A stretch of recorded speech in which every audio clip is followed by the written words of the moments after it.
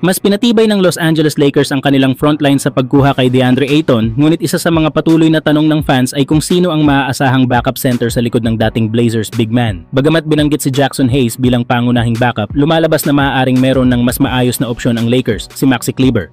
Bagamat tila itinapon lang si Kleber sa blockbuster trade na nagdala kay Luka Doncic sa LA, may kasaysayan na siya ng pagiging solid contributor. Bago ang 2024-25 season kung saan siya ay na-injure at bumaba ang shooting percentages, si Kleber ay kilala bilang isang maaasahang stretch big na may 36.2% shooting mula sa 3-point range sa loob ng 6 na season.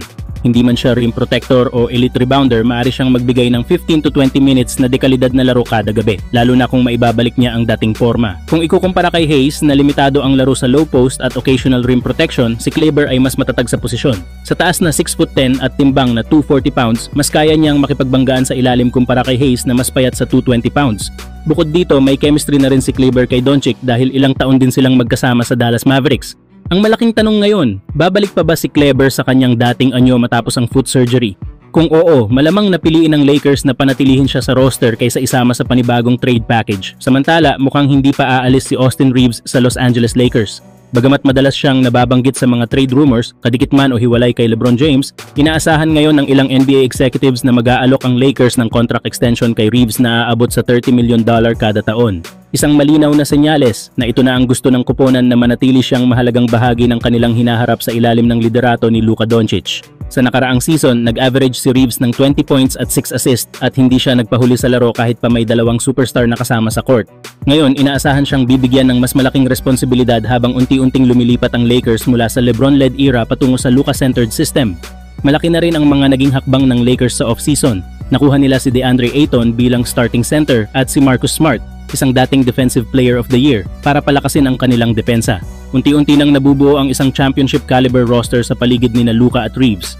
Kung sakaling matrade o magretiro si LeBron James sa mga susunod na buwan, posible bang si Austin Reeves na ang maging pangalawang haligi ng Lakers? Sa kasalukuyang takbo ng sitwasyon, mukhang handa siyang yakapin ang mas malaking papel. Samantala, patuloy ang paghahanap ng Los Angeles Lakers ng solidong puwersa sa likod ni DeAndre Ayton. At mukhang si Robert Williams ang nakikitang ideal na solusyon. Bagamat kilala sa kanyang injury history, hindi matatawaran ang elite shot blocking, rebounding at defensive instincts ni Williams, mga aspeto na desperadong kailangan ng Lakers para palakasin ang kanilang second unit at paint defense. Ayon kay Eddie Bitar ng Fadeaway World, posibleng makuha ng Lakers si Williams mula sa Portland Trail Blazers kapalit ng isang simpleng trade package, rookie scorer na si Dalton Knecht, veteran guard na si Gabe Vincent at isang future second round pick. Para sa Lakers, mababa ang risk, ngunit mataas ang potential reward, lalo na kung bumalik sa dating forma si Williams. Matatanda ang naging mahalagang bahagi si Robert Williams ng Boston Celtics noong 2022 sa kanilang finals run. Sa kanyang peak form, isa siya sa pinakamahusay na rim protectors sa buong NBA. Hindi niya kailangang umiskor para makaapekto sa laro. Sapat na ang kanyang timing sa help defense, off-ball rotations, at hustle plays para makontrol ang paint at gawing mahirap ang bawat tira ng kalaban. Sa proposed role niya sa Lakers, hindi siya inaasahang maglalaro ng starter minutes. Ang layunin ay maging defensive anchor ng second unit, magbigay ng enerhiya at maging insurance piece kung sakaling kailanganin siya sa crunch time lalo na sa playoffs. At kung mapanatili niya ang kalusugan, maari siyang maging X-factor. Isang tahimik ngunit matalinong acquisition na magpapalalim sa frontcourt ng Lakers. Sa panahon kung kailan mahalaga ang bawat posisyon sa rotations, ang pagkuha kay Robert Williams ay isang strategic move. Hindi lamang ito dagdag lalim para sa regular season kundi isang depensibong sandata na maaring ilabas sa crucial post-season battles. Kung mag-click, ito ay isang bargain pickup na pwedeng magbago ng takbo ng depensa ng Lakers. Kayo mga idol, dapat ba talagang isugal ng Lakers si Robert Williams kahit may injury history kapalit ng youth at shooting ng isang Dalton Knecht?